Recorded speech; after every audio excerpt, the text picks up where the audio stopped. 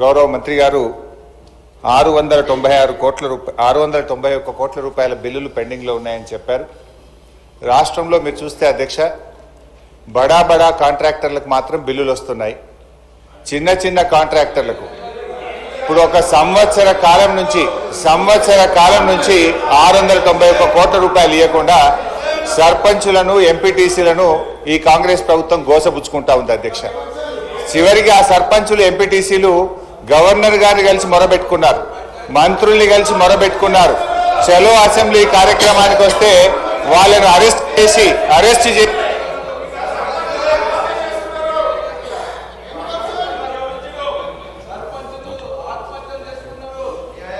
Speaker sir, సభను కొంచెం ఆర్డర్లో పెట్టండి. స్పీకర్ సార్, 2 రోజులు మొన్ననే ట్రైనింగ్ ఇచ్చింది, ఇదేనా సార్ ట్రైనింగ్? సార్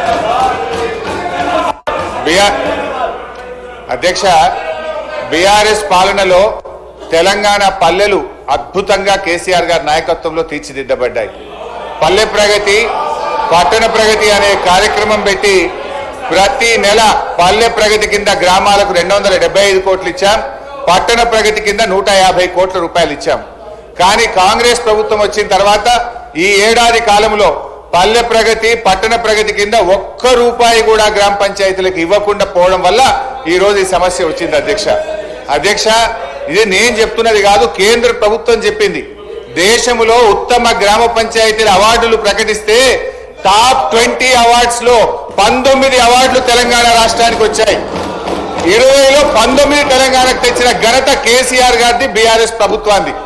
సో ఆ రకంగా పల్లెలు చేశాం.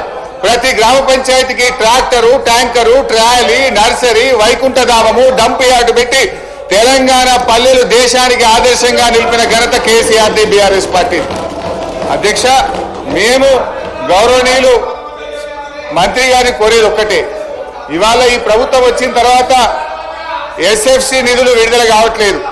ఈజీఎస్ నిధులు కేంద్ర ప్రభుత్వం ఇచ్చినా డైవర్ట్ చేసినారు. 15th ఫైనాన్స్ కమిషన్ డబ్బులు కేంద్ర ప్రభుత్వం ఇస్తే డైవర్ట్ చేసినారు. జీపీ జనరల్ ఫండ్ కూడా వాళ్ళ డబ్బులు వాళ్ళు ఖర్చు పెట్టుకోవడానికి కూడా ఫైనాన్స్ నుంచి క్లియరెన్స్ ఇయ్యక, చెక్కులు పాసుగాక ఇవాళ సర్పంచులు ఆత్మహత్య చేసుకునేటువంటి పరిస్థితి వచ్చింది. అప్పులు చేసి బంగారం కుదబెట్టి పనిచేస్తే ఈ బిల్లులు ఇయ్యాలి అధ్యక్ష. ఒక్క నవంబర్ నెలలో బడా కాంట్రాక్టర్లకు 1200 కోట్లకు పైగా బిల్లులు ఇచ్చారు.